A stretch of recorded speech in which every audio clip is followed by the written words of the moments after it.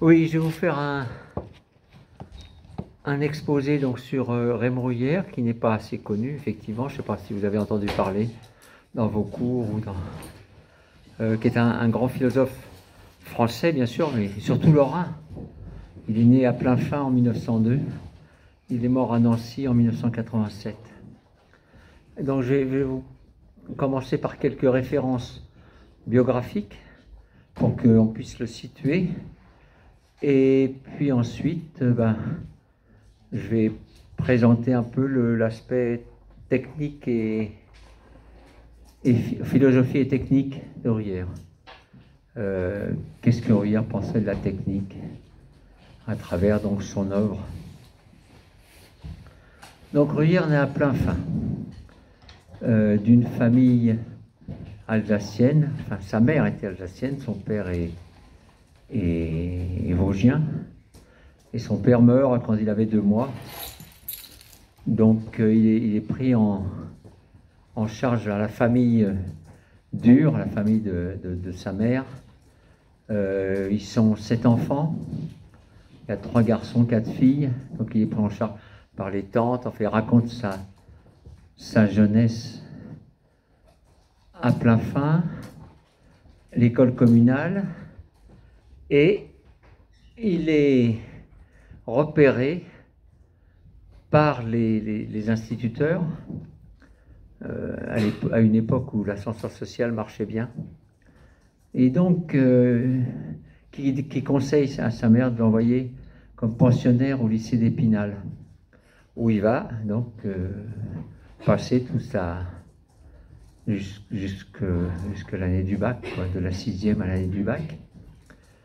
Et là aussi, il est détecté par son côté un peu précoce, un peu sa curiosité. Le professeur dit à sa mère, il faudrait l'envoyer à Paris faire une classe préparatoire pour les concours. Ce qu'il fait, il va se retrouver au lycée de la Canale, dans la banlieue parisienne, ou un petit banlieue sud, pas très loin de Paris. Et donc il est là. Et il est reçu premier au concours de Normal Sup. Donc il rentre à Normal Sup.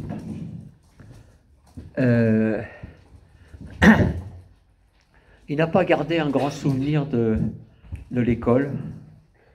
Il trouvait que c'était un hôtel, parce que en plus, comme il avait une bourse, il trouvait que c'était bien, les conditions de vie étaient agréables, mais il n'a pas gardé un grand souvenir de ses profs. Il raconte ça avec beaucoup d'humour. Par exemple, il dit que Léon Brunswick, alors vous connaissez Brunswick comme dans les philosophes du XXe siècle, philosophe idéaliste, non, ça vous dit quelque chose, non? Brunswick, c'était un peu le philosophe, pas officiel, il y avait Bergson surtout, mais Brunswick, c'était un petit peu le philosophe de la Sorbonne. Et Ruyère dit qu'il n'avait rien compris à la relativité d'Einstein. En psychologie, il y avait un psychologue que vous devez encore moins bien connaître, Georges Dumas, qui lui faisait, comme il dit Ruyère, de la psychologie amusante, sans évoquer, sans parler de Freud. Et puis en sociologie, c'était Durkheim. Ça, vous avez peut-être entendu parler de Durkheim plus, le sociologue français du début du XXe, enfin fin 19e, début 20e, qui faisait ses cours sans faire allusion à Max Weber. Enfin bref, il était un regard un peu pertinent sur la qualité de l'enseignement qu'il a eu à Normal Sup. La seule chose qu'il va retenir, et il va retenir ça toute sa vie, parce qu'il nous le citera dans ses cours, c'est il découvre l'œuvre de Cournot, Antoine-Augustin Cournot, qui est un mathématicien, philosophe, économiste, historien. L'œuvre de Cournot qui a été rééditée il y a une vingtaine d'années maintenant. Alors Cournot qui est plus connu aux États-Unis comme comme économiste que comme philosophe ou mathématicien. Et puis, alors, donc ça, Cournot, il va le lire, découvrir à Normal Sup, à une époque où on parlait peu de Cournot. Et d'ailleurs, il écrit en 87 dans ses mémoires que la Sorbonne n'a toujours pas reconnu Cournot, qui est malheureusement un peu vrai. Et il découvre un autre auteur, alors ça c'est un compagnon de Turne, celui avec lequel il partageait la chambre à Normal. Il découvre Samuel Butler, l'écrivain anglais. Alors Samuel Butler, il y avait 5 livres qui venaient d'être traduits par Valéry Larbaud. Et là aussi, il va se plonger dans l'œuvre de Samuel Butler, qu'il lira, relira. Ce sont des lectures qu'il va avoir toute sa vie. Il nous citera souvent Cournot et Butler dans ses cours. Butler est connu pour un roman utopique, Erewhon, qui est l'anagramme de Nowhere. Donc quelque chose qui se passe dans un futur indéfini. Et il a écrit aussi un roman d'éducation, Ainsi va toute chair, et surtout des livres, un livre comme La vie et l'habitude, où il est assez critique des théories darwiniennes. C'est ce qui a plu à Bruyère, c'est de voir l'autre aspect de la critique de Darwin. Butler a écrit beaucoup d'autres livres, c'est vraiment un personnage assez intéressant, un polygraphe. Les carnets de Butler sont très très agréables à lire. Donc, voilà le parcours anormal. Et en 1930, il présente sa thèse, enfin il soutient sa thèse principale qui s'appelle Esquisse d'une philosophie de la structure, dans laquelle il défend un mécanisme radical. Pour lui, tout s'explique dans l'espace et le temps. Les réalités, la physique explique dans l'espace et le temps. Bon. C'est un livre d'ailleurs on disait qu'il reniera, oui, parce qu'il ne l'inclura pas pendant très longtemps dans sa bibliographie. Dans les livres qu'il a écrits, il l'oubliera comme si. Et puis sa thèse complémentaire s'appelle pardon, L'humanité de l'avenir selon Cournot. Alors c'est déjà c'est un petit livre hein, qui fait à peine 150 pages, mais c'est un livre où, imaginez un jeune philosophe normalien qui s'interroge à partir de l'œuvre de Cournot, à travers Cournot, à l'humanité de l'avenir. Donc il y a toute une vision anticipatrice qui va le caractériser pendant toute son existence. Le livre est encore agréable à lire, on le trouve dans les bibliothèques. C'est un livre qui est bien fichu. Bon, daté sur certains points, mais on voit la vision de Bruyère. Et donc, bon, il soutient ces 2 livres. Et à partir de 1934, il perçoit la possibilité il entrevoit une philosophie de la vie qui serait ni vitaliste, ni mécaniste. Alors le vitalisme, c'est ce courant un peu spiritualiste qui explique la vie à partir de l'élan vital qui se développe au cours du 19e siècle et jusque pendant le 20e siècle, du moins la première partie du 20e siècle. Bergson, par exemple, pouvait être rangé parmi les philosophes vitalistes. l'évolution créatrice est un exemple de philosophie vitaliste avec son élan vital. Et de l'autre côté, vous avez donc les biologistes matérialistes, mécanistes, beaucoup influencés par les thèses de Darwin. Et lui, Bruyère, commence à voir que la réalité ne se réduit pas à l'espace et au temps. Il y a des réalités derrière. Il n'a pas encore travaillé assez la biologie, mais il cherche.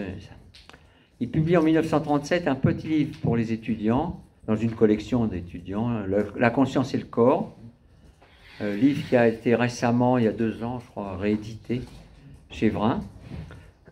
Alors ce livre est intéressant parce que précisément, d'abord il fait le point sur les relations entre la conscience et le corps. Et c'est un livre qui demande, c'est assez précis, je veux dire, ça demande un effort, c'est pas un livre qu'on lit comme ça sous la douche. Hein. Il expose bien toutes les théories psychophysiques, enfin tout. Il fait un petit exposé, puis après il donne un petit peu ses idées sur les rapports entre la conscience et le corps. Alors dans la réédition, si vous tombez dessus, si vous l'achetez, vous ne lisez pas, vous commencez pas par la préface de Fruteau de Laclos, parce que la préface tendrait plutôt à confondre l'esprit, à mélanger, alors que le livre de Bruyère déjà demande de se maintenir, comme je disais, mais la préface, vous la lisez à la fin, après. Ensuite, il est nommé, d'abord en sortant de Normal, il est nommé au lycée de Saint-Brieuc, 2 ans, et il revient dans sa Lorraine natale, où il enseigne à Poincaré quelques années. Et avant la guerre, il devient assistant à la fac de lettres. Il sera professeur, enfin il passera tous les échelons, assistant, maître assistant, professeur, chargé de maître de conférence. Toute sa carrière à Nancy. Je vous ai dit qu'il mourait à Nancy en 87. Il arrête sa carrière, je crois que c'est en 1974. Il met fin à ses cours, prend sa retraite. Et donc il écrit un certain nombre d'articles dans des revues spécialisées, des revues philosophiques surtout, psychologiques. Et puis ensuite arrive la guerre, il est sous-officier parce que sorti de Normal Sup, il fait ses classes, enfin ils ont un statut un peu spécial, donc il se retrouve sous-officier. Et il est fait prisonnier par les Allemands. Et il se retrouve dans un oflag à la frontière de l'Autriche, Basse-Autriche et l'Allemagne. Et dans cet oflag, il va retrouver un certain nombre d'universitaires français avec lesquels ils vont constituer une université du camp. C'est-à-dire plutôt que de se laisser aller pour s'entretenir cérébralement, ne pas perdre trop de... Il constitue une université qui est confiée, le recteur est Jean Leray, grand mathématicien français. Et là, il va rencontrer des biologistes. Étienne Wolff est dans le groupe.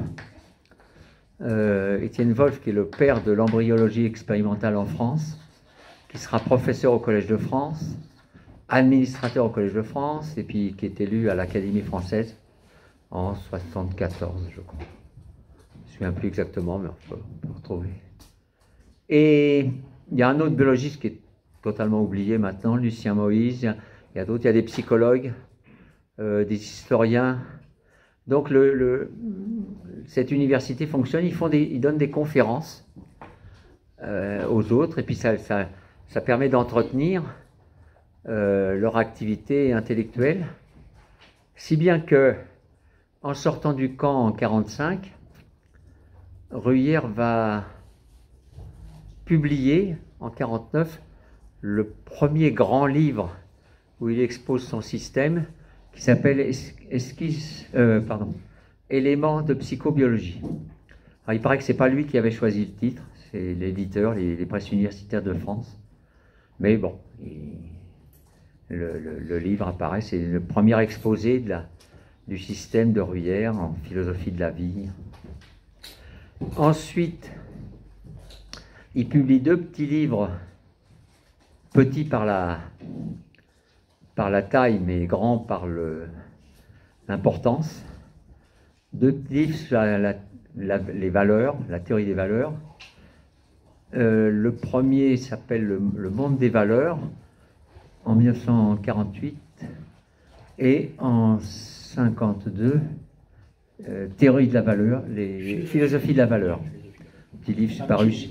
Pardon? C'est un tout petit. Enfin, Oui, tout petit. C'était pour les étudiants. C'est dans une collection d'étudiants chez Armand Collin, et qui expose les différentes théories de la valeur.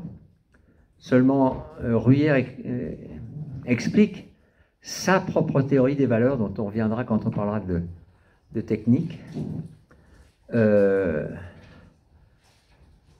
À partir du premier, le monde des valeurs, et donc il donne son point de vue sur les valeurs. Que sont les valeurs? Donc je vais en parler plus tard. En 1952, il publie son maître livre, Néofinalisme, qui a été réédité récemment aussi. Donc celui-là, on peut le trouver dans les librairies. En 1950, il écrit un livre qui s'éloigne un peu de ses préoccupations philosophiques, scientifiques, parce que Bruyère a lu les sciences. Il disait souvent dans ses cours qu'on ne pouvait pas faire de philosophie si on ne connaissait pas les sciences.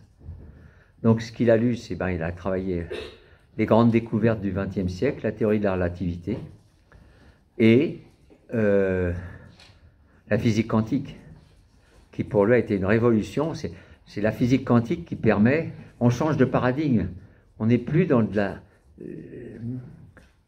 la philosophie, dans la physique mécaniste qui régnait jusqu'à la fin du XIXe siècle. Comme dit Bruyère, on ne peut plus décrire le monde à partir de principes mécanistes avec la physique quantique. Et donc, il s'est mis à l'école des sciences, et il élabore tout son système. Il sort ce petit livre, L'Utopie et les Utopies, qui s'écarte un peu de ses préoccupations habituelles, mais qui est un livre qu'on peut encore lire, assez pertinent. Il décrit bien ce qu'est l'utopie, et il passe en revue après un certain nombre d'utopies connues, et il explique. En 1954, il publie La cybernétique et l'origine de l'information. Alors c'est un livre qu'on ne trouve plus, sauf chez les bouquinistes ou chez... sur Internet. Sur Internet, oui. Où il critique les postulats et présupposés de la cybernétique. Ce livre aura une édition augmentée en 1967, ça c'est l'édition augmentée, qui a un chapitre sur cybernétique et informatique. Excusez-moi, parce que Bruyère s'intéresse à l'informatique et aux techniques en général, et donc il va en parler dans ce petit livre, La cybernétique et l'origine de l'information. Donc en gros, la critique qu'il fait de la cybernétique, il critique les postulats et les présupposés, on va voir pourquoi, tout en reconnaissant que la cybernétique est intéressante pour ce qu'elle a apporté comme changement un peu dans la discipline, avec des concepts comme autorégulation, le feedback, tout ce qui va être apporté avec les servomécanismes, ces choses-là, le concept d'information, d'entropie. Mais, dit-il, la cybernétique a des postulats mécanistes et matérialistes qui empêchent de vraiment... C'est-à-dire que pour lui, les cybernéticiens sont passés à côté.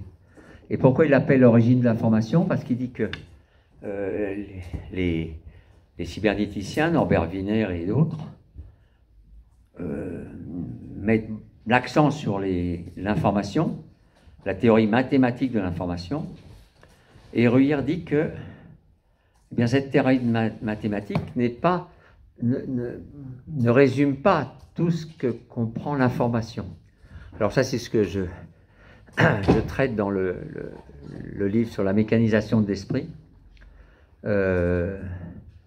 Et donc, il critique sur les postulats en disant la cybernétique a quand même servi à faire quelque chose. Dans ce petit livre, par exemple, il parle des avantages, des applications de l'informatique, et il imagine que, par exemple, on pourrait très bien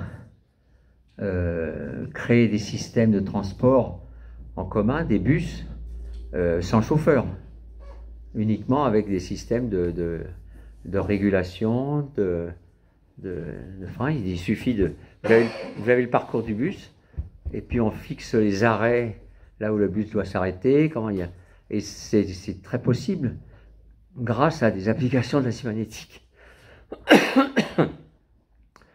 Je passe en détail sur le fait qu'au départ, la cybernétique, et ça sera un des points de la technique aussi, est surtout fondée pour des applications militaires, c'est-à-dire que les Américains, l'armée américaine, le Pentagone et les centres de recherche avaient des problèmes avec le problème des missiles. Donc comment téléguider un missile pour détruire l'avion ennemi. Et beaucoup c'est parti de là. Norbert Wiener, vers le milieu de sa vie, refusera après de collaborer, de participer à ce genre d'applications pour s'en tenir aux applications uniquement civiles de la cybernétique. Donc, voilà ce livre. Il publie un livre aussi sur l'origine des espèces, donc c'est en 1958. Ce livre-là est un livre là on est en plein dans la biologie, et même l'embryologie.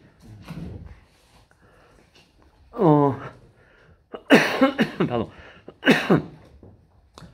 En 1966, il publie Les paradoxes de la conscience, un petit livre assez stimulant, où il prend des paradoxes et il explique, il explique son système. Et en 64, un autre livre très intéressant qui s'appelle L'animal, l'homme, la fonction symbolique,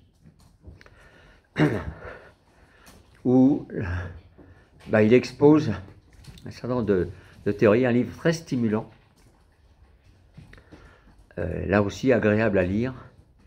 Et puis arrive mai 68. Donc, Ruyer prend sa plume pour polémiquer, pour critiquer les idées de mai 68, ce qui va donner l'éloge de la société de consommation dans la collection Liberté de l'Esprit chez Raymond Aron, en 69. Alors le livre a eu un certain effet, parce que d'abord, beaucoup de gens se disaient, mais qu'est-ce que c'est que ce philosophe de province qui a refusé d'aller à la Sorbonne? La Sorbonne lui a fait 2 fois des offres pour lui offrir un poste. Il a refusé. À 2 reprises? À 2 reprises, j'avais dit. Oui. Enfin, c'est ce que m'avait dit Louis Vax. D'accord.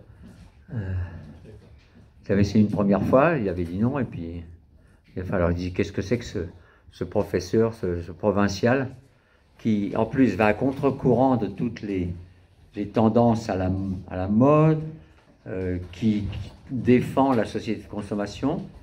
Alors le livre un peu plus compliqué que cela, mais enfin, il y a effectivement une défense de la société de consommation. Il dit que pour qu'on puisse consommer, il faut d'abord produire. Et il prend un malin plaisir à citer le Capital de Marx. Il a lu Marx. Donc il dit que chez Marx, il n'y a pas de consommation sans production. Donc là, il y a de la production, mais ce qui est produit, il faut bien le consommer. Donc il part de principes de base comme ceux-là. Pardon. Le titre du livre n'est pas de lui. C'est Raymond Aron qui a eu le nez, qui a eu l'intelligence, qui a trouvé ce titre, qui a eu un effet. Il y a la revue Esprit en 1969 consacre tout un numéro spécial au livre de Bruyère. 2 ans plus tard, il récidive dans la même collection de Raymond Aron avec les nuisances idéologiques, où là, il décrit d'abord ce que c'est qu'une idéologie, et il dresse un catalogue de toutes les idéologies, en montrant que ce sont des nuisances, comme il dit. Et donc, il est encore là, encore critique vis-à-vis de tout ce qui se fait depuis mai 68. En 1974, il publie les nourritures psychiques. Alors, les nourritures psychiques, c'est un concept qu'il va inventer, qui n'a pas été repris. Il a mis 20 ans pour élaborer ce concept. Je le montre dans le livre sur la critique sociale de Bruyère. Il explique dans ce livre que l'homme ne vit pas seulement de pain, c'est-à-dire qu'il y a les nourritures matérielles, il y a les nourritures spirituelles. Il prend spirituel au sens large, c'est-à-dire, vous lisez un traité de philosophie, c'est une nourriture spirituelle. Un livre d'histoire, de théorie, c'est spirituel. Les livres religieux, bien sûr, enfin, une vie de saint, ça, ce sont des nourritures spirituelles pour Bruyère.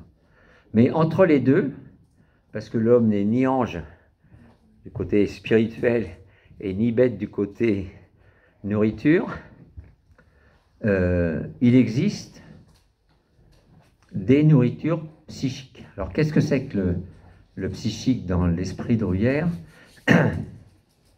C'est tout ce qui vient nous nourrir de spectacles plutôt divertissants et dont l'esprit a besoin, parce que précisément nous sommes ni un estomac ni un cerveau, enfin pas un cerveau en tant que organe pensant, mais que nous sommes aussi réceptifs à à ce qui nous entoure. Il prend plusieurs exemples, mais c'est entre autres celui-là. Il dit le fait de chaque année de présenter ses vœux, ça signale une présence. Je suis là, j'existe, je t'adresse tous mes vœux pour le début de l'année, pour l'année. Et donc, il y a l'idée de reconnaissance sociale. On se reconnaît en tant qu'être humain, psychique, mais c'est tout, c'est simplement le simple fait d'être le côté animal social de l'homme. Et alors il donne plusieurs exemples, les spectacles divertissants. Par exemple, lui, à Nancy, il aimait beaucoup descendre place Stanislas, s'installer à la terrasse d'un café et regarder les gens qui passaient. Il disait, ça c'est de la nourriture psychique. Je vois les autres qui passent et ça me nourrit psychiquement. Et donc, il ne faut pas négliger, dit-il, dans cet aspect de nourriture psychique. Alors bien sûr, il voit aussi, il alerte le lecteur sur l'excès ou le côté inverse, il parle d'intoxication psychique. Comme il y a des intoxications alimentaires, il peut y avoir des intoxications psychiques. Et alors il donne l'exemple par exemple, un enfant qui, à l'âge de 4-5 ans, peut être traumatisé parce qu'il a vu un viol ou que lui-même a été harcelé, comme on dit maintenant. Ça peut détruire, et on met du temps à se remettre. Le cerveau met du temps à récupérer des expériences de cet ordre. Ensuite, la nourriture psychique est importante parce que, donc, je vous dis, c'est le côté, ce spectacle divertissant. Ou alors il prend l'exemple d'une voiture à usage quotidien, Oui. Et une voiture qu'on posséderait pour le plaisir, et Oui. dont on admirerait les pare-chocs brillants. Il y avait encore des gros pare-chocs Oui, oui. à l'époque. Oui. Donc, vous voyez, deux types de nourriture, d'une certaine manière. Une nourriture psychique pour la voiture de loisir, Oui. qu'on sort une fois tous les mois quand il fait beau, pour ne pas l'allumer. Oui. Et puis une voiture pratique, quoi. Enfin, Ruyère n'avait pas de voiture. Ah oui.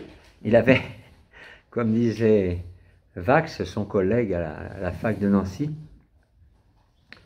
l'homme qui a fait l'éloge de la société de consommation avait une vie plutôt austère. Il voyageait peu. Il se déplaçait en Suisse. Il aimait beaucoup la Suisse.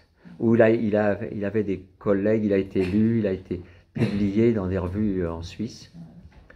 Mais il n'avait pas de voiture. Il avait une vie tout à fait simple. Et alors, par exemple, il donne un autre exemple que j'ai retenu, c'est vous pouvez lire tous les traités de botanique que vous voulez. Alors vous allez en apprendre, vous allez apprendre plein de choses sur les plantes, le développement des arbres, des fleurs, des plantes. Donc ça, c'est de la nourriture spirituelle, dit-il, mais ça ne remplacera jamais une promenade en forêt. Nourriture psychique. Et alors moi, j'illustre aussi cette idée de nourriture psychique avec deux exemples que j'ai pris qui viennent illustrer cela. C'est lorsqu'il y a eu il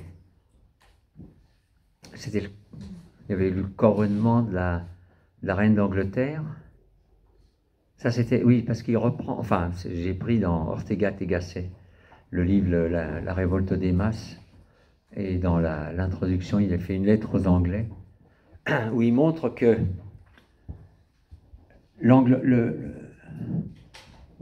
par la monarchie constitutionnelle anglaise, le roi n'a aucun pouvoir pratiquement politique. Il est là, mais son rôle, c'est un rôle symbolique. Il représente, et on l'a vu avec la mort d'Élisabeth, il représente ce pouvoir symbolique, l'unité de l'Angleterre, tous se réunissent. Et il dit ça, c'est le fait que les gens assistent à plusieurs millions par la télévision à ce spectacle, c'est de la nourriture psychique. On n'apprend rien en regardant ça, mais on est ébloui par le protocole, par tout ça. Et j'avais pris un deuxième exemple, qui était, je crois que c'était lorsque Jean-Paul II a été nommé pape, il y a eu un rassemblement à Place Saint-Pierre, donc beaucoup de catholiques et peut-être même de non-catholiques se sont déplacés pour voir ce spectacle, parce qu'il y avait un spectacle, et alors les cyniques, comme dirait Ruyère, vont dire que en fait c'est de la superstition, c'est ridicule, ça ne sert à rien. Et Ruyère dit non, attendez. Enfin, il ne prend pas de ces exemples-là, mais il en prend d'autres. Il dit non, c'est important, ça vient nourrir le psychisme. Donc, bon, voilà le résumé de son livre. En 1974, il publie aussi La gnose de Princeton, qui a eu là un succès assez inattendu de la part de Ruyère.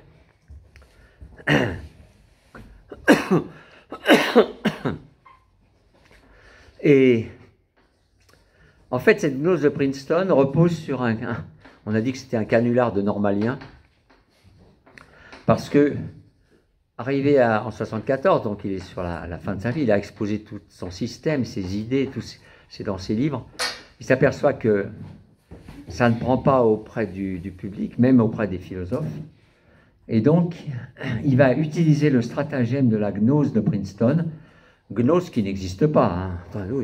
C'est une invention, elle existe dans la tête de Bruyère.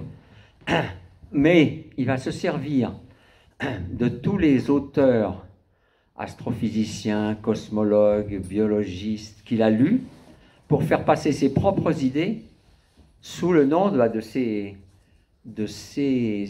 scientifiques. Et alors ça va déclencher une masse de comptes rendus, de réflexions, mais je vous dis, il y a souvent un malentendu là-dessus, parce qu'il y a des gens qui ont pris ça très au sérieux.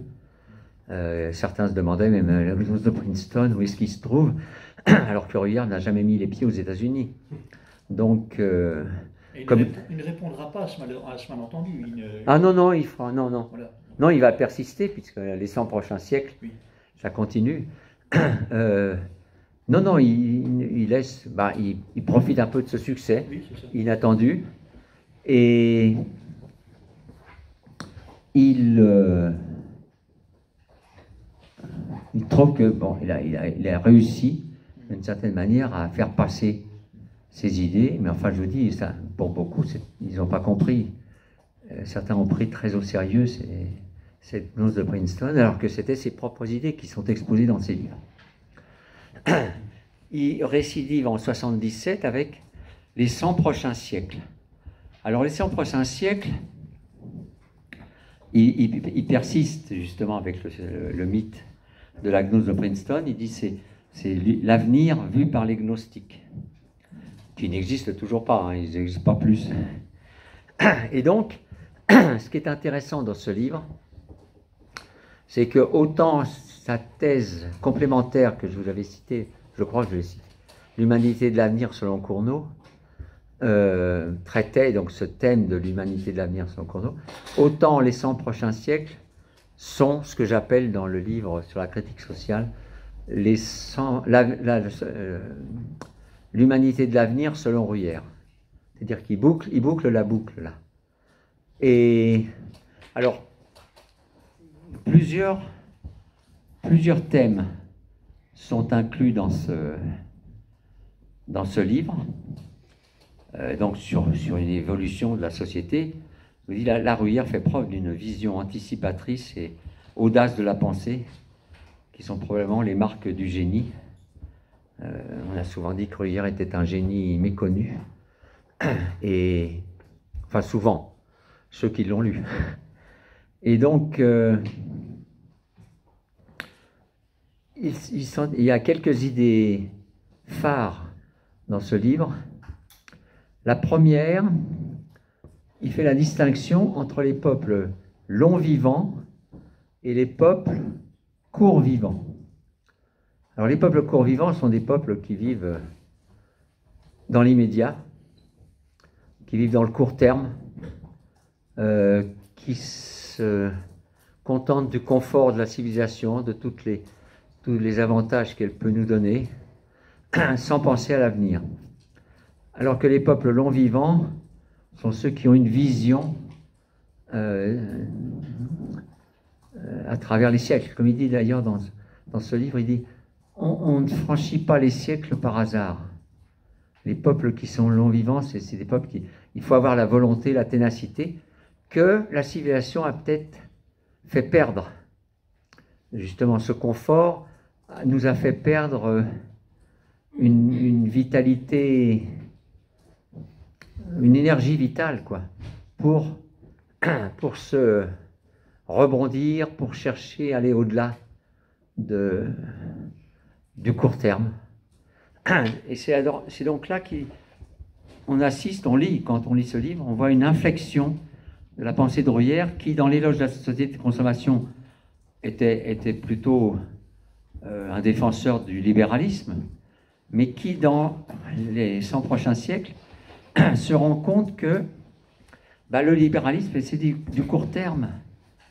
On va pas au-delà, on va pas plus loin le bout de son nez. Vous savez, vous connaissez la phrase de Keynes, l'économiste, à long terme, nous serons tous morts. Oui, bien sûr, mais il y a ceux qui pensent au long terme et ceux qui restent dans le court terme. Et donc ceux qui pensent au long terme ont plus de chances de survivre que ceux qui sont à court terme. Plusieurs choses, il explique dans le livre.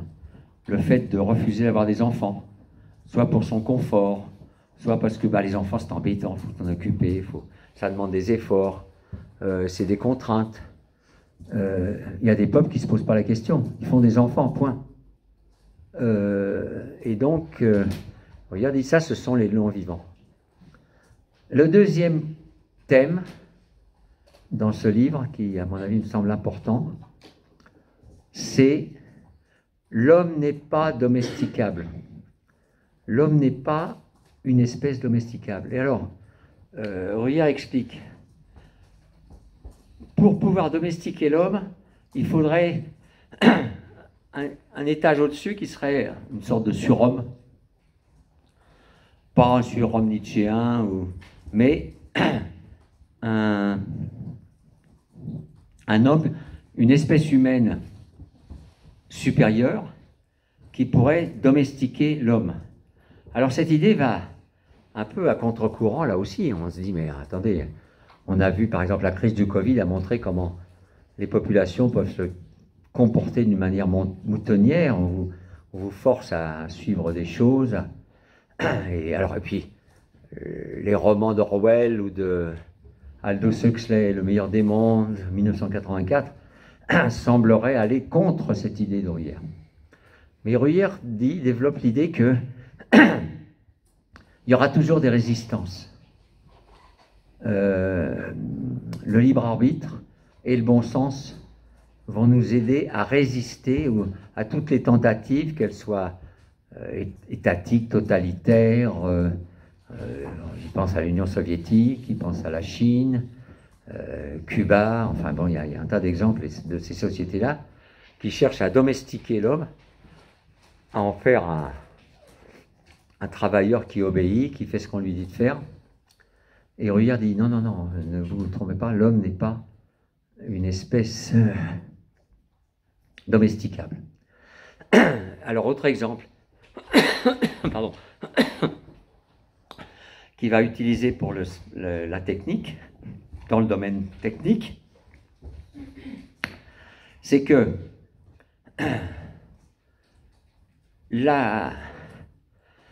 lui dit, la machine ne pourra jamais contrôler l'homme, puisque c'est l'homme qui est à l'origine de la machine. C'est l'homme qui fabrique la machine.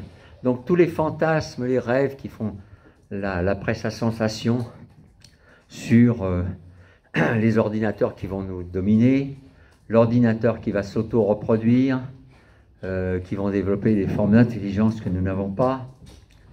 Tout ça, c'est du rêve, quoi. C'est de la science-fiction, ça alimente les auteurs de science-fiction, leurs romans, ou le journaliste qui veut faire peur, et on sait que ça, c'est une des caractéristiques des médias, soit faire peur, soit au contraire dire, regardez comme c'est bien, l'ordinateur va penser plus vite que nous, ça va être merveilleux. Et regarde, dit non, parce que derrière, et il le dit déjà dans la cybernétique et l'origine de l'information, il dit une machine, elle est encadrée. Il faut encadrer une machine. Et qu'est-ce que c'est que l'encadrant? C'est l'ingénieur, le technicien, qui a conçu, fabriqué la machine. C'est-à-dire que c'est le cerveau qui est derrière. Je vois que certains d'entre vous ont un ordinateur. Bon, c'est une machine très utile, très bien, avec ce qu'on appelle le hardware, le fabricant, là, donc tout le matériel pour faire fonctionner la machine, et puis le software, les logiciels qui permettent d'alimenter cette machine. Et donc, il faut bien qu'il y ait des ingénieurs, des techniciens qui soient derrière pour produire ces choses-là. Et le petit livre sur les paradoxes de la conscience, petit, mais important aussi, qui publie en 66, je me souviens quand je l'avais acheté ici à Nancy, dans une mairie, il y avait un bandeau qui disait « Le règne des robots n'est pas pour demain ». Et en gros, c'est ça. C'est qu'on se fait peur avec les robots. Hein, je vous dis, c'est un thème journalistique. On vend des magazines, des pages pour... Mais il dit qu'il n'y a aucune raison de penser que les robots vont d'abord les robots ou les machines vont se reproduire d'elles-mêmes.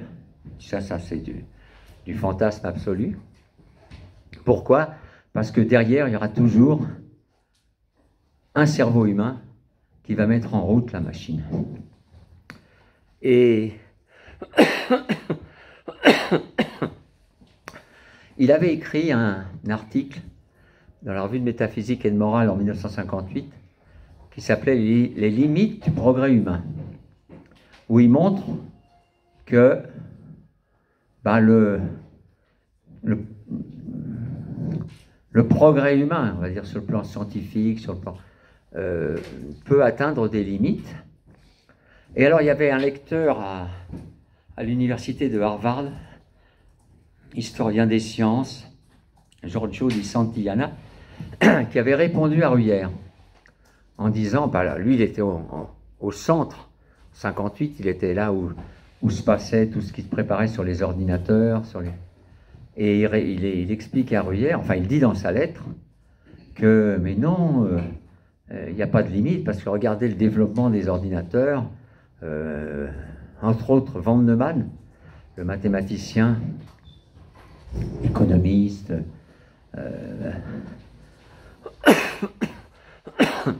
développe les capacités de ces machines et que c'est merveilleux. Regardez, oui, bon, c'est peut-être merveilleux, mais ça ne justifie pas que les ordinateurs vont prendre le pouvoir. Donc ça, c'est dans les 100 prochains siècles.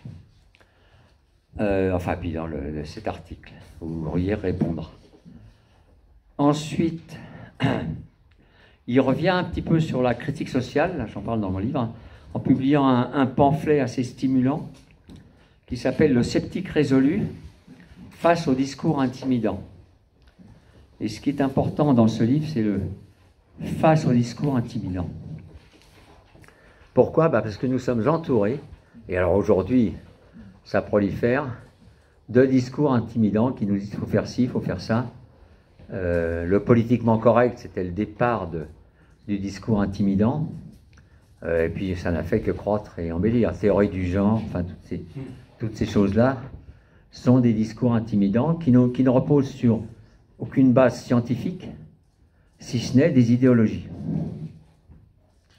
Donc ce livre est un bon exemple pour sortir des dérives actuelles et pour résister aussi, et ne pas se laisser prendre par les discours intimidants.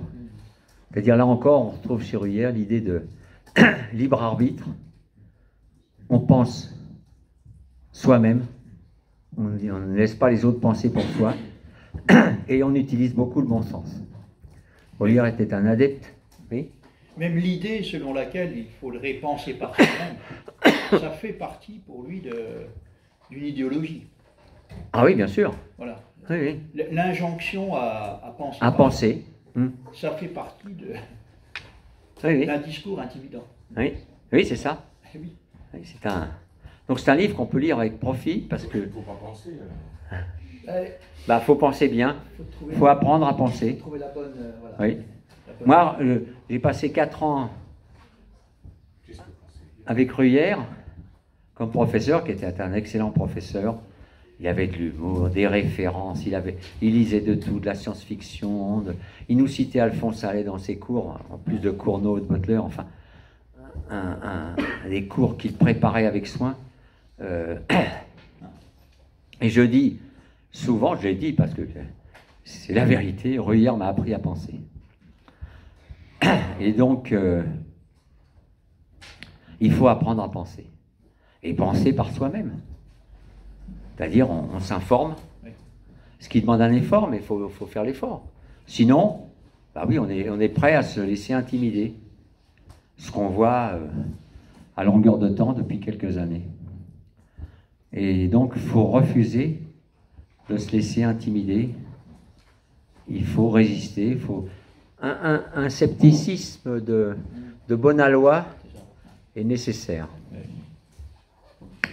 Alors maintenant, je vais passer sur la deuxième partie de mon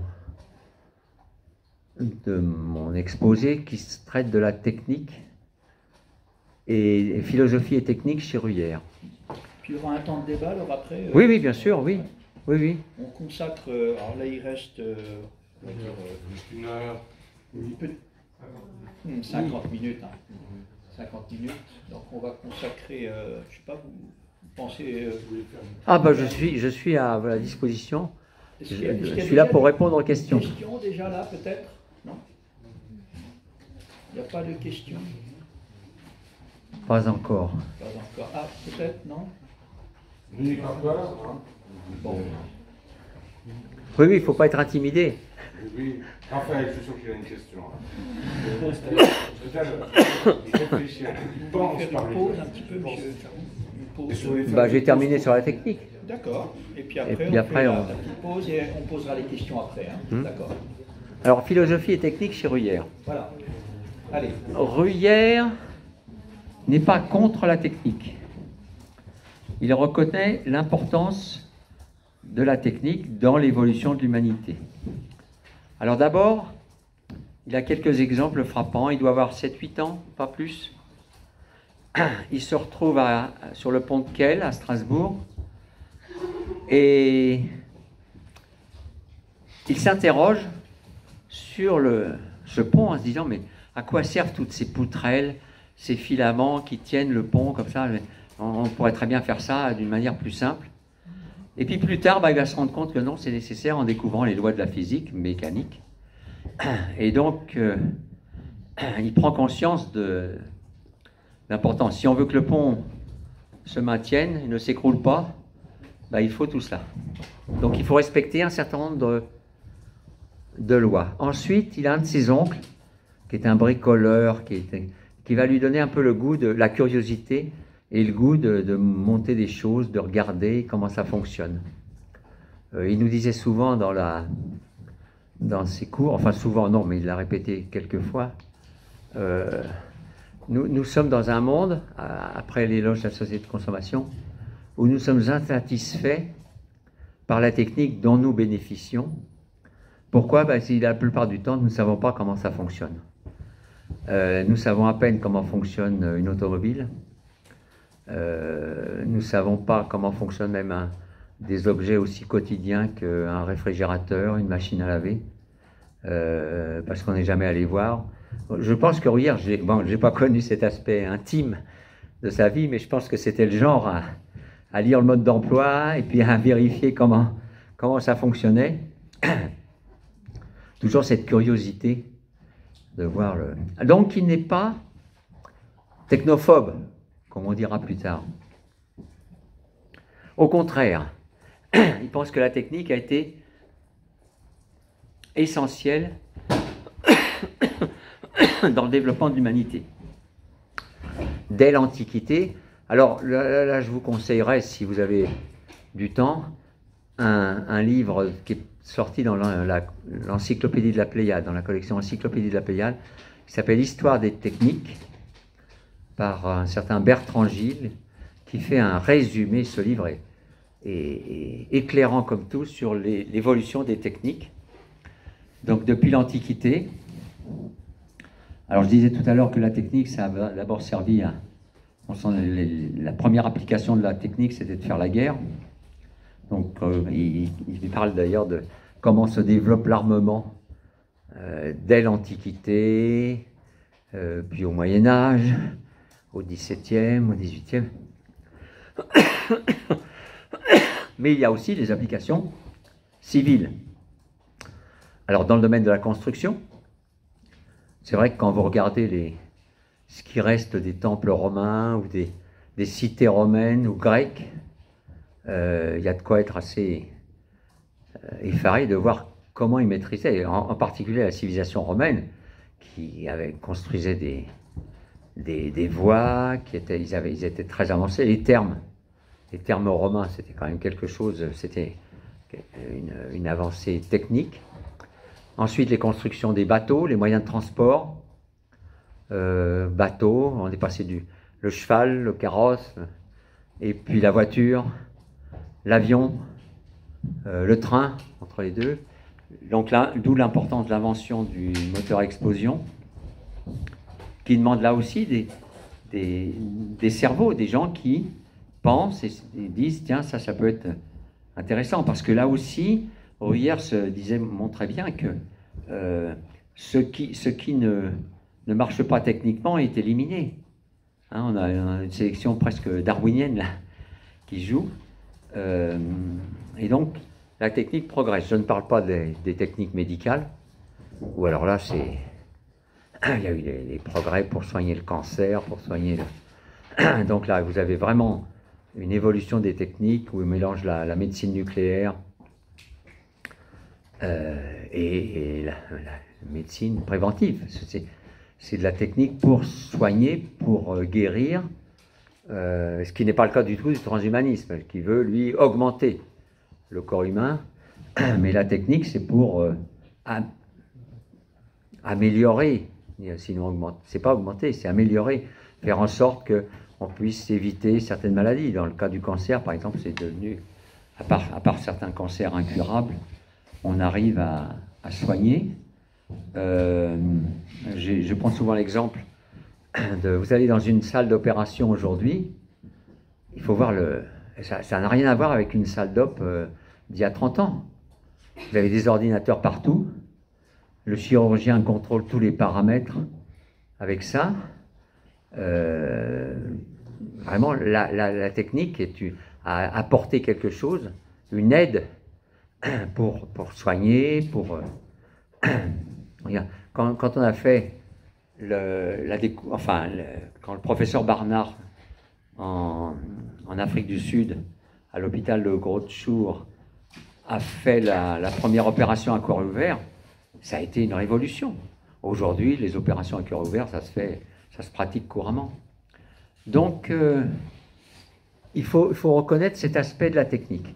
Et comme toujours, la technique, il y a des excès, c'est-à-dire que si on ne contrôle pas, si on ne maîtrise pas, on est dépassé. Puis il y a toujours des petits cerveaux qui veulent jouer les apprentis sorciers et qui veulent aller plus loin au détriment de ce que doit être la technique. C'est-à-dire, il faut savoir faire un bon usage de la technique.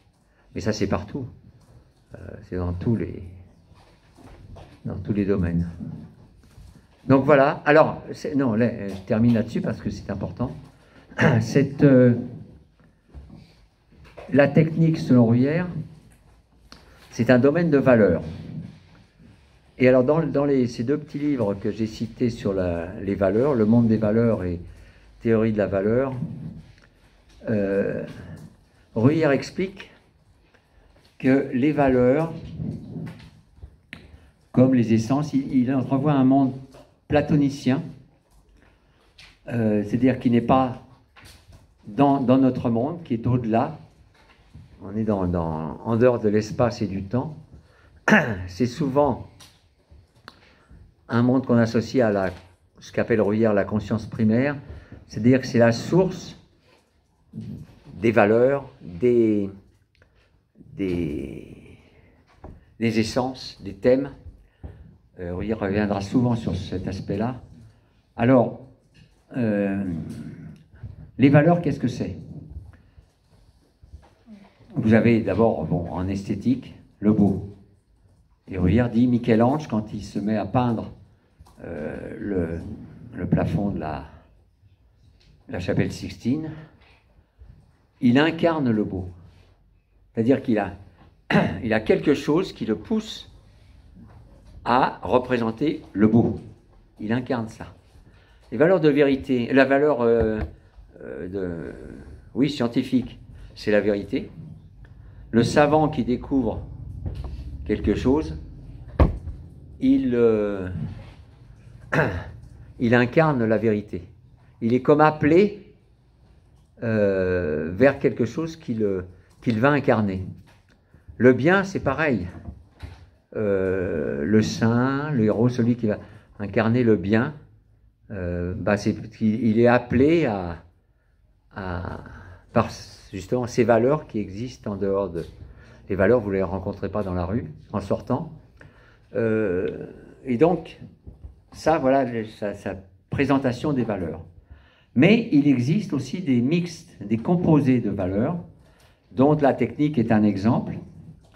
C'est-à-dire, c'est un mixte de valeurs scientifiques, de vérité.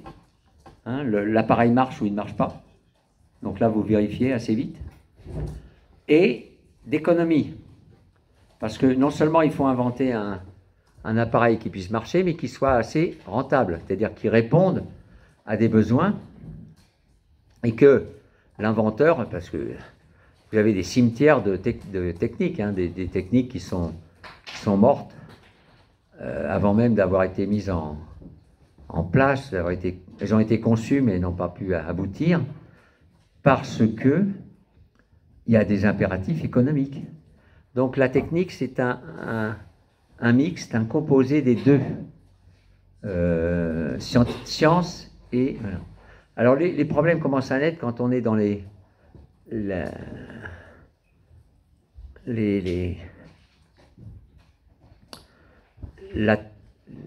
la science, ce qu'on appelle la technoscience. Parce que là, effectivement, on va retrouver nos apprentis sorciers qui peuvent nous conduire, alors depuis les manipulations génétiques, je ne parle pas de la GPA, de la PMA, de toutes ces choses-là, où là, on veut jouer le petit Dieu. On se prend pour Dieu. Et alors, Ruyère ne s'inquiétait pas trop de cela, et je conclurai mon exposé par ça. Il aimait souvent citer la phrase de Francis Bacon, ce philosophe du XVIIe siècle anglais, qui avait écrit une phrase que Ruyère trouvait éclairante. On ne commande à la nature qu'en lui obéissant. Ça, c'est le premier point. Et j'ai retrouvé la même idée exprimée par un physicien américain, Richard Feynman, qui était un spécialiste de électrodynamique quantique, qui a eu le prix Nobel en 1965, si je ne me trompe pas. Il a travaillé aussi sur les quarks, ces particules ou quasi-particules.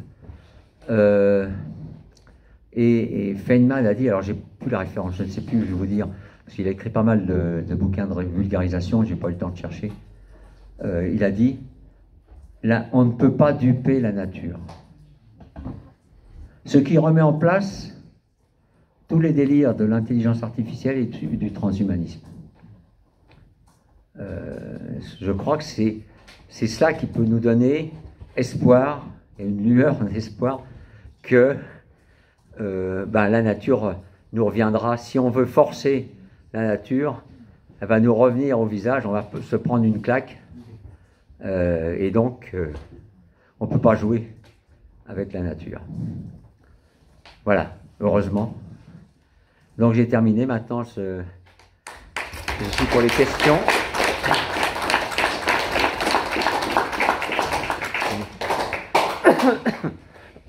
S'il y a des questions, tu peux passer le micro pour que M. Carbon entende bien. Que vous soyez d'accord ou pas d'accord. Le débat, ça sert à ça.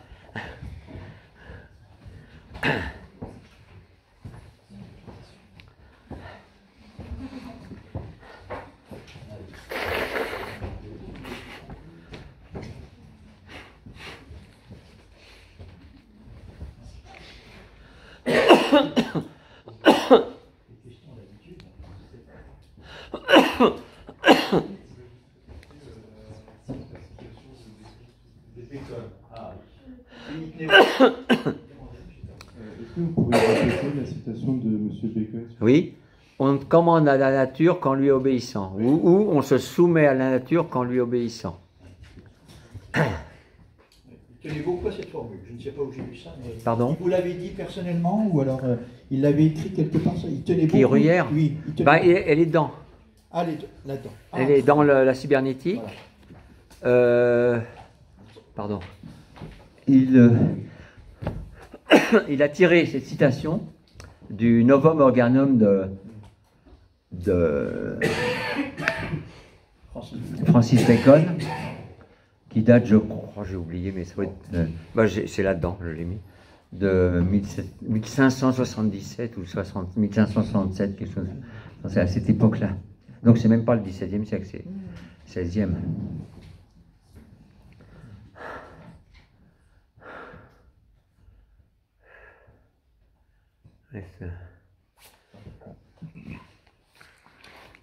une autre question?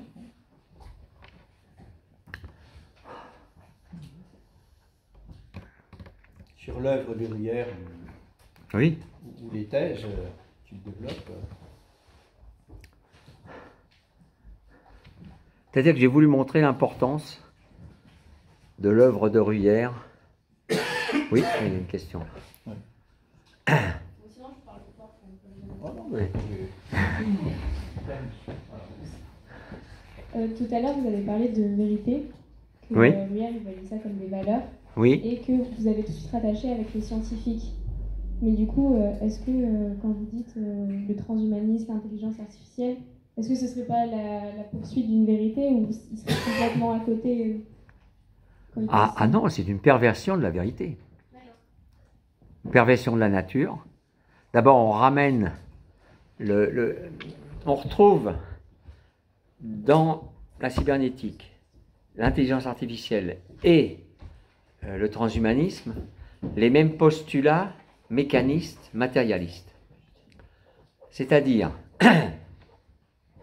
la cybernétique ramène l'intelligence humaine à une machine, et comme j'ai dit, Ruyère critique les cybernéticiens en disant ils n'ont pas pensé à l'origine de l'information. Il se fie à une conception mathématique de l'information qui est importante. C'est grâce à ces recherches mathématiques sur l'information qu'on a pu travailler sur les ondes radio, sur la télévision. Mais ils oublient ça. Ils oublient quelle est l'origine de l'information.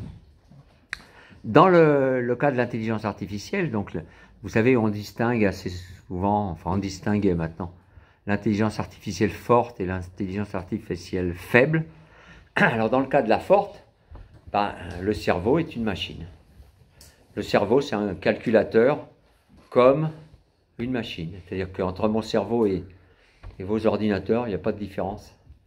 Alors que, malheureusement pour eux, l'intelligence et le cerveau, c'est quand même beaucoup plus compliqué qu'un ordinateur ou une calculatrice. Et alors, dans le cas on franchit une étape supplémentaire avec le transhumanisme, parce que c'est non seulement le cerveau humain, mais c'est tout le corps. Et certains vont même jusqu'à délirer avec la nature. Comprenez, à partir du moment où il n'y a plus de nature humaine, on considère que la nature humaine, quand j'étais en terminale, on avait des discussions là-dessus, parce que moi, j'étais pas du tout d'accord. Je disais, si, il existe une nature humaine. Et j'avais de mon côté, pour m'appuyer, j'avais Lévi-Strauss, j'avais Chomsky, le linguiste, j'avais quelques références. Et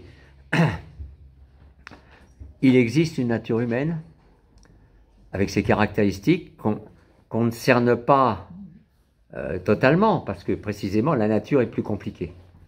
Mais à partir du moment où l'univers n'a plus de sens, Dieu n'existe plus, et vous connaissez la phrase de Dostoïevski, si Dieu n'existe pas, tout est permis. Eh bien, pour eux, tout est permis. Hein? On peut considérer la nature comme un grand organisme sur lequel on peut faire ce qu'on veut. Et c'est là que Bacon et Feynman nous renvoient à la question, nous disent, attendez, la nature ne peut pas être dupée, la nature est plus forte que nous. Et moi, je crois que c'est un principe de base. Enfin, c'est la vérité scientifique. Ça.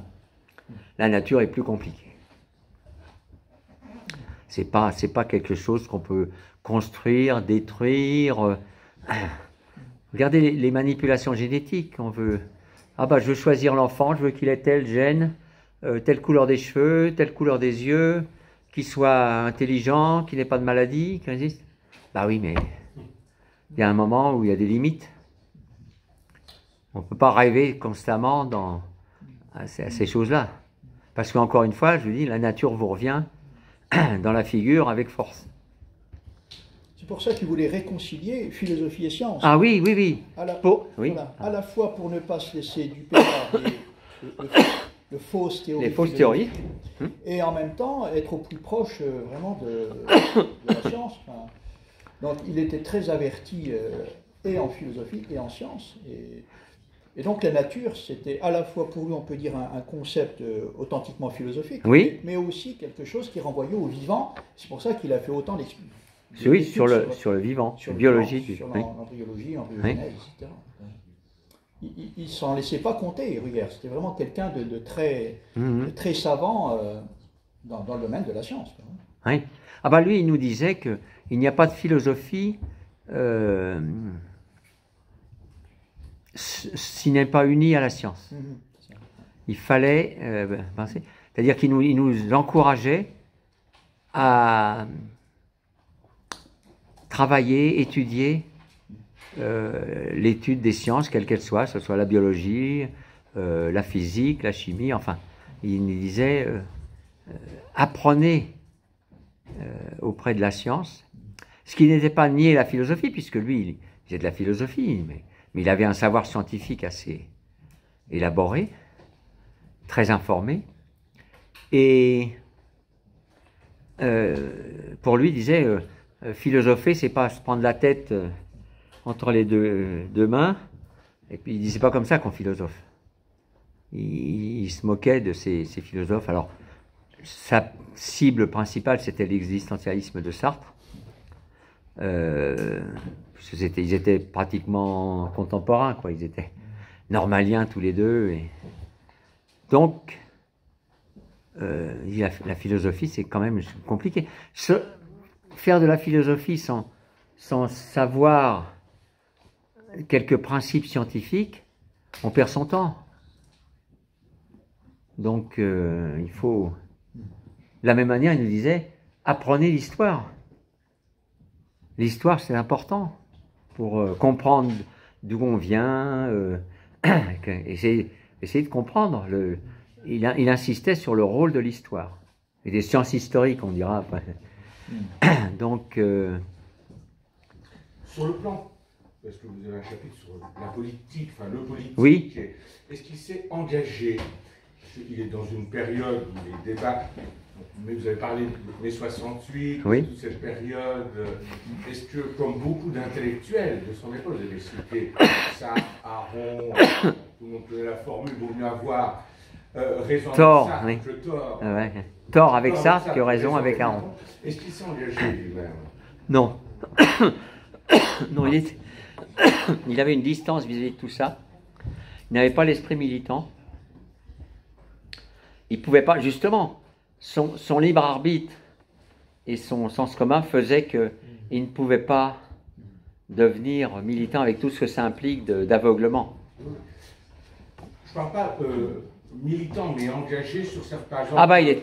Au moment de l'affaire Lysenko, ça touche les sciences. Ah bah bien sûr. Est-ce qu'il a pris position? Ah, Parce que beaucoup oui, d'intellectuels ont pris position à ce moment-là. Oui, oui. Bah dans les nuisances idéologiques. Oui.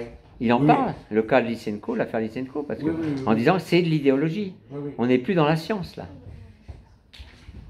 Et alors, il s'était engagé, oui, c'est-à-dire qu'il était plutôt anti-marxiste, disant ça ne marche pas, et donc il avait choisi son camp entre l'Est et l'Ouest. Il était résolument du côté de l'Ouest à l'époque. Aujourd'hui, je ne sais pas comment il pourrait discuter avec lui, mais Il est mort trop tôt. trop tôt. Ah oui, il n'a pas vu. Exactement. Il n'a pas vu la chute de l'Union soviétique. Oui. Mais enfin, visiblement, il refusait toute forme de totalitarisme, hein, que ce soit Staline, Mao, Castro, enfin tout ça, qui était fondé sur le mensonge. Donc c'était aux antipodes de ce que pensait Bruyère. Vous avez, parmi les textes de Solzhenitsyn, il y a sa lettre ouverte aux dirigeants de l'Union soviétique, où il dit: ce que je vous reprocherais le plus, c'est pas tellement, bon, le goulag, c'était pas drôle, mais j'ai survécu, il a survécu, le goulag. Mais ce que je ne peux pas vous pardonner, c'est que vous nous obligiez à mentir. Ça, c'est une phrase assez forte aussi. Le totalitarisme oblige à mentir. Que ce soit Hitler, hein, il y a une collection, on les a vus, on les connaît, les régimes totalitaires. Et donc, Bruyère avait pris parti. De ce côté-là, il était sans ambiguïté. Question?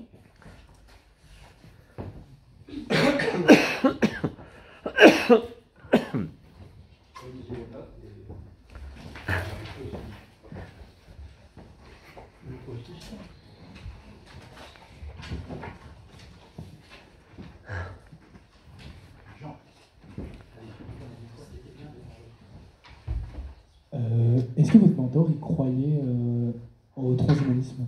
Pardon? Votre mentor, est-ce qu'il croyait au transhumanisme? Bah, ça n'existait pas à l'époque où il écrivait.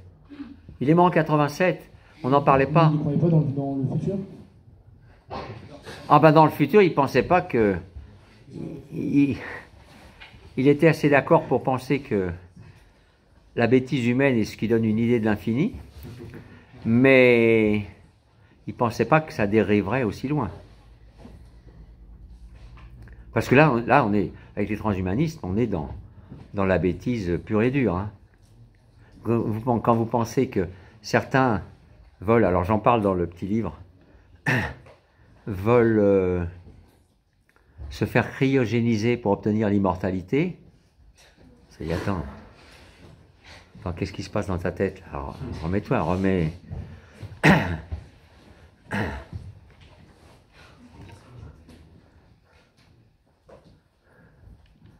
Pourtant, il y a des partisans du transhumanisme aussi. Hein. Ah bon? Lesquels? Qui se dénoncent? Alors, quels sont vos arguments? Qu'est-ce qui vous plaît dans le transhumanisme? Oui, qu'est-ce que vous... Enfin, vos arguments. Qu'est-ce qui vous intéresse ou... Redonne peut-être le micro. Oui. On redonnera à Léo après. Bah, personnellement, pour moi, le transhumanisme, ça a toujours été un truc que les hommes ont toujours voulu se rapprocher de Dieu. On a toujours voulu créer un homme surpuissant. Parce que comme maintenant on a les nanotechnologies, comme par exemple, je sais pas, je vais dire un truc, je vais dire une connerie, mais si alors aujourd'hui on parle avec un étranger, on n'arrive pas à le comprendre, on utilise Google Traduction, bah imaginez qu'on vous mette un truc dans l'oreille et ça traduit directement, c'est-à-dire que les langues n'existeraient même plus à ce stade, et bah en fait on ne veut plus, comment dire, ouais, on veut vraiment améliorer l'humain pour ça crée une race supérieure. Parce que vous pensez vraiment que ça va améliorer l'humain? Bah, Je parle avec un étranger, on peut essayer de trouver, si je ne connais pas le russe. Bah, je pense pas que ça va améliorer l'humain dans le sens où, de toute façon, en fait, on va réussir à dominer. Personnellement, pour moi, je pense si on continue sur cette lancée, on peut réussir à dominer la nature humaine. Par des implants, et quels sont dominés? Mais oui, mais pourquoi? Dominer la nature humaine, pourquoi? Quel est l'intérêt? Pour encore une fois, pour être enfin, genre, de toute façon, c'est toujours l'homme s'est toujours mis au-dessus de l'échelle animale depuis toujours. Pourquoi pas genre arriver à la fin en fait à créer le mec surpuissant, enfin un homme surpuissant. Ouais. Qui se rapproche de Dieu. En fait. Quel est l'intérêt? C'est ça. Ah bah oui. C'est l'argument des transhumanistes, donc bah ça. Oui, mais moi, L'homme augmenté. On vous met des implants dans le cerveau. On a mesuré les effets. Qu'est-ce que ça peut, comment ça peut abîmer? C'est vrai que pour l'instant, c'est un truc qui est tout nouveau. Bah pour l'instant, mais dans 20 ans, dans 50 ans, ce sera pareil. Ah non. Parce qu'on sait, non, mais c'est vrai qu'on sait déjà qu'il y en a qui ont déjà réussi à faire des clonages. Bah le clonage. Non, je te jure que non. Non, mais le clonage, c'est pas du transhumanisme. Dans le sens où on peut genre, arriver à un stade où on est tellement avancé scientifiquement que bah, ce serait super simple derrière de, comme vous dites, hein, modifier des gènes, par exemple. Bah, super simple, je sais pas. On n'a pas mesuré les effets, on ne sait pas ce que ça va oui, donner. je sais qu'on On va joue pas- avec le feu. Oui, Ça, c'est ça. c'est l'apprenti C'est sorcier, que là. les conséquences, on les verra après. Ah bah voilà. Oui. On fera ce qu'on a envie de Oui. faire et après les Alors vous conséquences, on les signez, verra. vous signez. Ah non, moi pas du tout. Bon ben, non, parce qu'on vous dit, écoutez, c'est Juste pour dire que ça c'est va pas venir. sûr, c'est pas sûr que ça marche, mais faites-nous confiance. Bon, ben moi j'attends.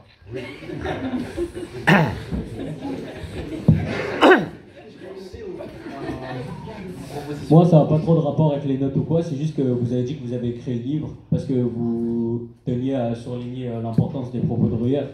Mais est-ce que vraiment c'est que ça? Parce qu'il faut quand même être dévoué pour, je sais pas, faire une biographie, vous qui l'avez connu en fait. Est-ce qu'il faut être quoi? Pardon, j'ai pas entendu. Parce là. qu'il faut vraiment être dévoué pour écrire.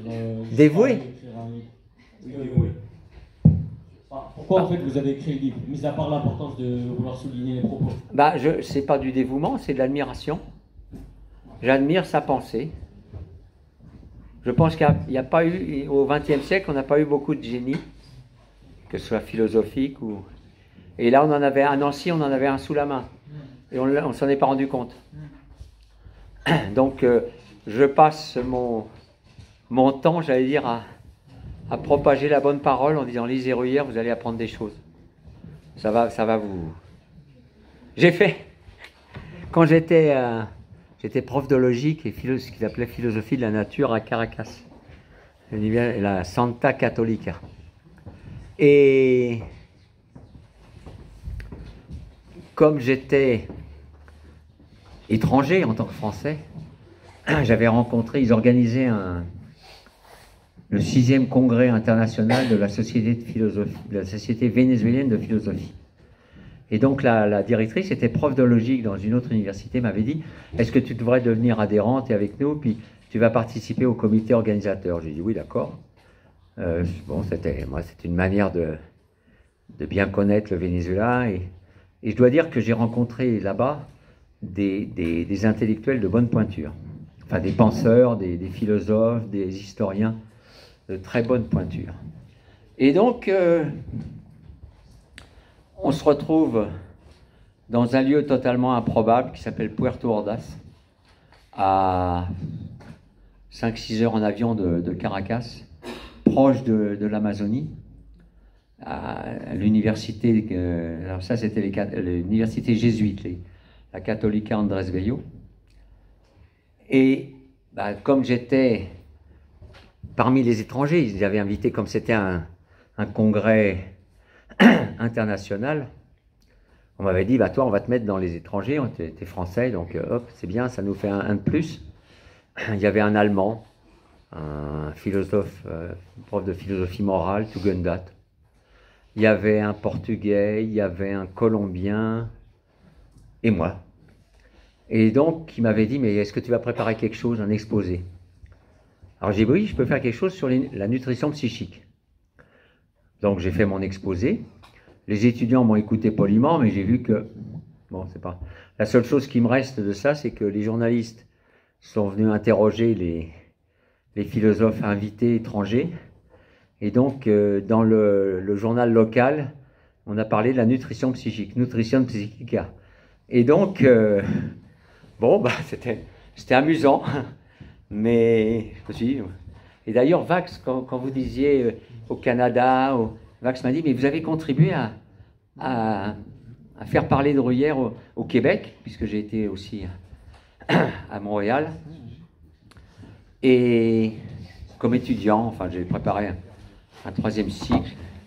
J'avais sorti un papier sur le néofinalisme de Raymond Bruyère. Et alors, j'avoue, mon admiration pour Bruyère est toujours très forte, mais je me disais, tu devrais écrire sur Bruyère, tu devrais écrire sur Bruyère. Et donc je pensais surtout à la philosophie du vivant chez Bruyère, qui est un thème assez compliqué. J'étais à la fois fasciné et intimidé. Je me disais, oh, tu ne vas pas t'attaquer à cette montagne. Et donc, il se trouve, ce qui m'a sauvé de ne pas écrire là-dessus, c'est que peu de temps après, un jeune philosophe, Laurent Mellet, a écrit sa thèse qui s'appelait « Le psychisme et la vie », où il démontre très très bien, mais alors vraiment un très beau livre, la philosophie biologique de Bruyère. Donc je me suis dit, bon, ça va, ça a été écrit, t'as pas besoin de le faire. Alors j'ai préféré parler de la critique sociale de Raymond Bruyère, parce que, pour plusieurs raisons. La première, c'est que tous les gens qui s'intéressent à Bruyère n'ont jamais traité ce sujet-là. On n'ose pas aborder cela. Je crois qu'il y a une prudence universitaire parce qu'ils ne savent pas très bien où ça va les emmener. Je me souviens d'un étudiant dans le groupe où nous étions. Je lui ai dit, mais ça c'est dans Bruyère. Il m'a dit, oui, mais Bruyère c'est réactionnaire. C'est-à-dire, on ne lit pas Bruyère parce que c'est réactionnaire. Bon, d'accord, tirer les rideaux, il n'y a plus rien à dire. Et alors, c'est ce qui m'a encouragé. D'autre part, Louis Vax, avec qui j'avais des contacts dès que je revenais en France, je lui avais parlé de ce projet de thèse que j'ai soutenu en 2012. Et il m'avait dit au départ, « Oh oui, mais la critique sociale de Bruyère, c'est pas ce qui restera dans Bruyère. » Et puis, un mois avant la soutenance de thèse, je lui envoie le texte. Et j'ai la surprise de voir, il me répond une lettre que j'ai gardée, que j'ai mis en annexe, où il me dit, pardon, vous m'avez fait changer sur un point, j'ai sous-estimé l'importance de la critique sociale de Bruyère. Alors là, pour moi, le bonheur, j'arrivais devant mon jury, je tiens le sujet là. Et donc, bon, voilà, j'ai eu la thèse, enfin le doctorat, et que j'ai voulu, donc, j'ai envoyé un peu par hasard, parce que les éditeurs parisiens me répondaient tous négativement, non, non, les PUF qui avaient publié Bruyère, non, chez Klingsik, non, Fayard, non plus.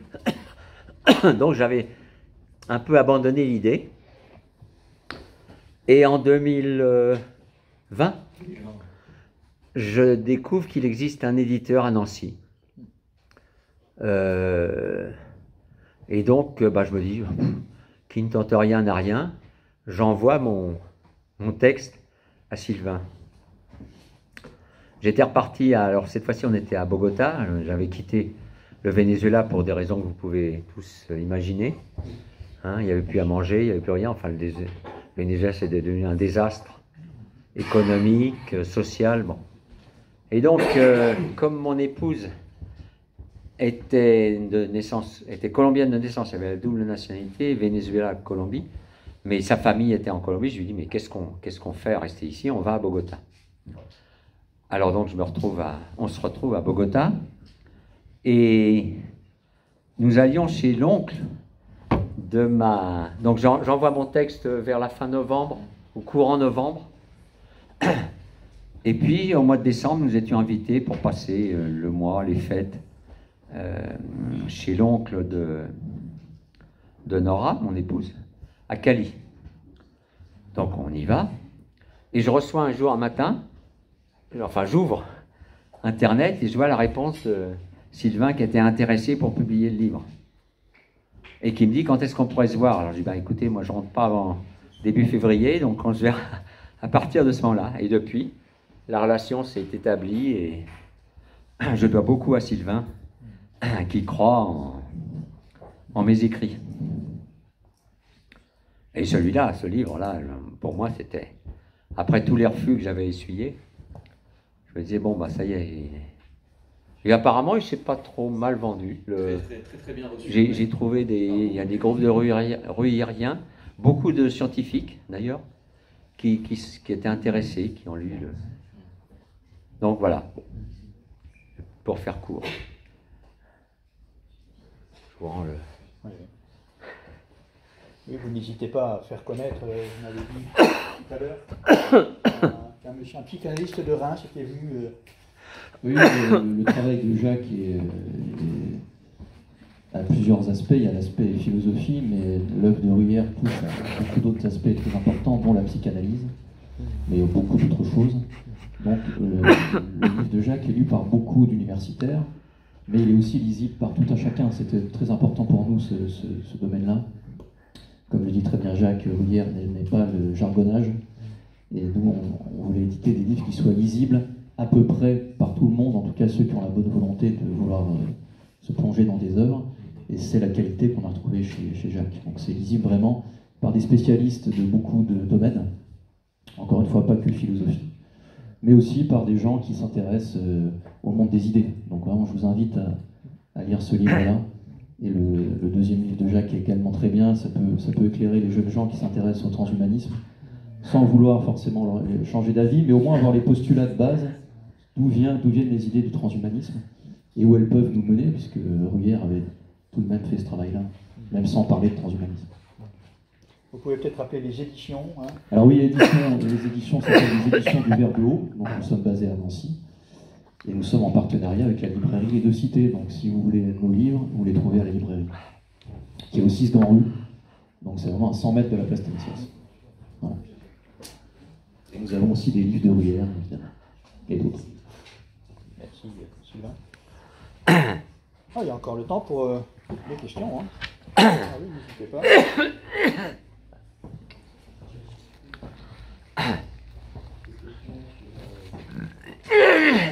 Pardon.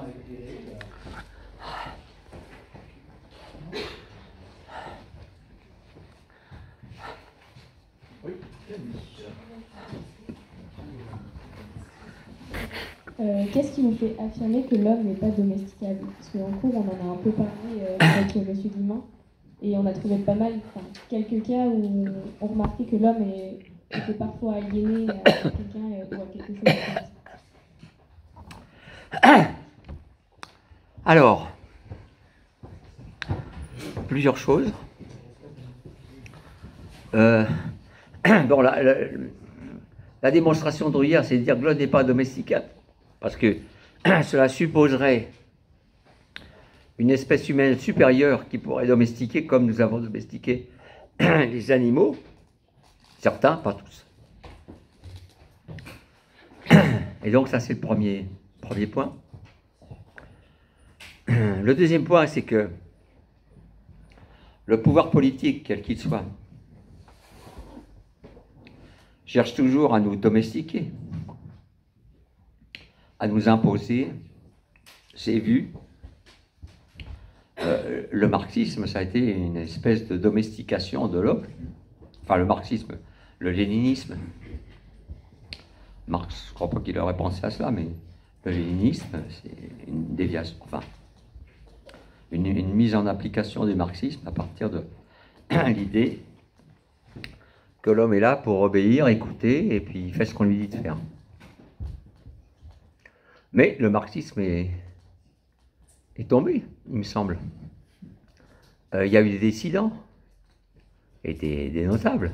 C'était Solzhenitsyn, mais il y avait aussi Sakharov, il y a beaucoup de gens, les mathématiciens qui ont eu des problèmes, qui ont été mis dans des asiles psychiatriques sous Brejnev, Pliouch et un autre. Bon, ils se révoltaient. Regardez. Allez-y, oui. Je dirais davantage que c'est le stalinisme qui est plus tombé. Beaucoup croient encore que la théorie de Marx est toujours valable. Ah bah bien entendu. À persévérer ou à... Bon, non. Par contre, effectivement, si on dénonce dans le système soviétique, c'est d'abord même Lénine, on n'ose pas encore trop y toucher. Vous voyez bien. Bah oui, mais il est quand même. Oui, non, mais il était à la base. Marx est encore étudié en philosophie quand même. Oui, alors oui, il y a l'aspect. Vous voyez, oui. Voilà. Oui. Alors, si c'était vraiment que. Non, ce qui est tombé dans Marx, qu'on ne peut plus soutenir, c'est sa théorie économique.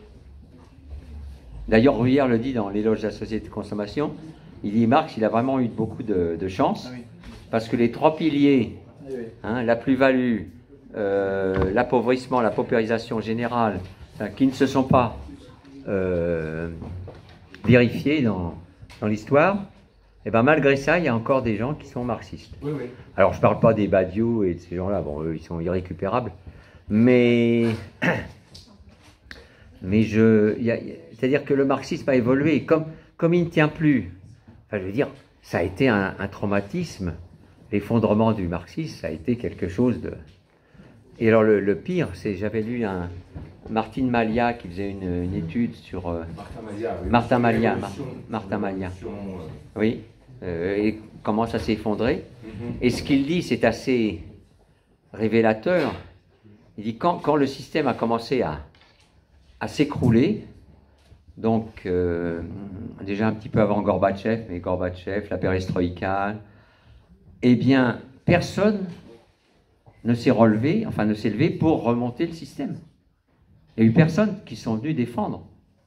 D'où le chaos que ça a entraîné, enfin le chaos social, corruption, enfin toutes les... Mais,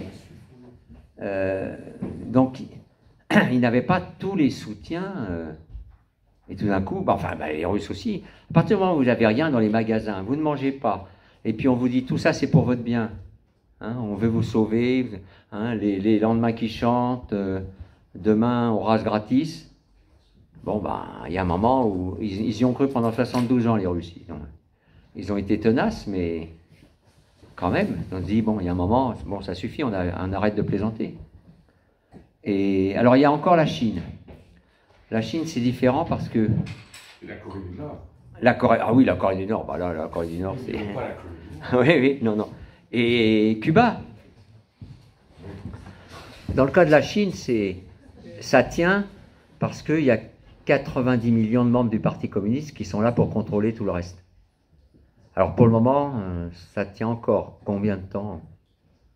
J'espère que pas longtemps, mais pour les Chinois, les pauvres Chinois. Mais... Disons que la Chine, si vous permettez, oui. Elle est restée politiquement communiste, oui. Mais économiquement, elle s'est convertie au libéralisme. Oui. Le Deng Xiaoping a été vraiment le moment où l'ouverture... Ça, c'est certain. A vraiment changé. C'est certain. Mais ils sont restés... La donne. Moi, je nuancerai un peu parce qu'ils sont restés... ils sont ouverts au libéralisme, mais c'est surtout grâce aux entreprises occidentales qui sont allées investir. Vous savez, l'appât du gain dont je parlais, vous avez un marché de 1 milliard de personnes, merveilleux. Si je fabrique des chaussures, si je fabrique des... Sauf que les Chinois sont en train de montrer, non, on n'a pas besoin de vous pour fabriquer. Donc là, zut, on n'avait pas pensé à ça.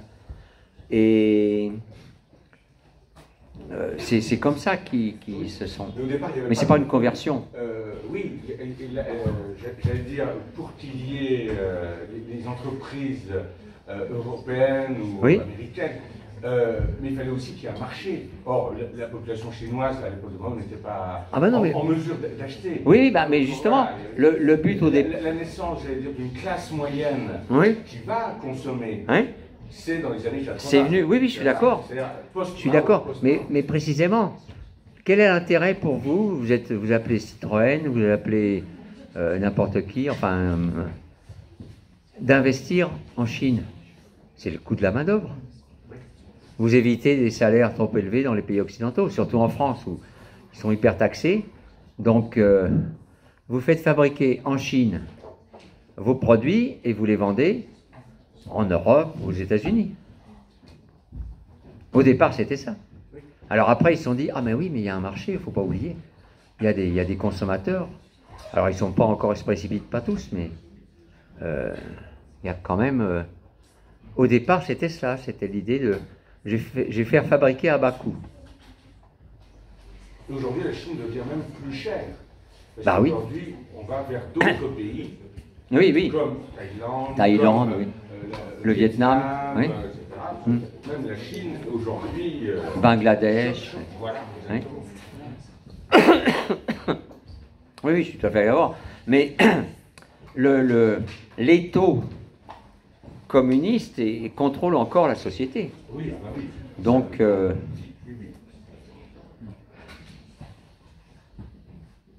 oui.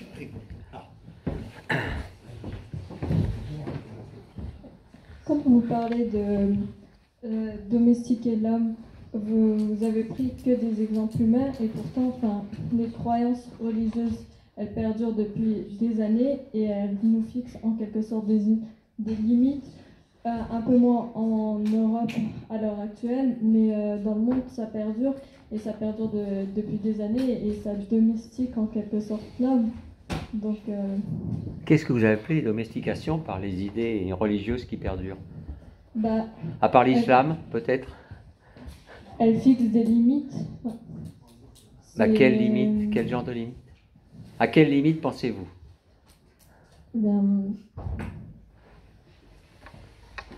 Ça pose certains fondements, certaines règles, certains... il y a certaines valeurs qui sont...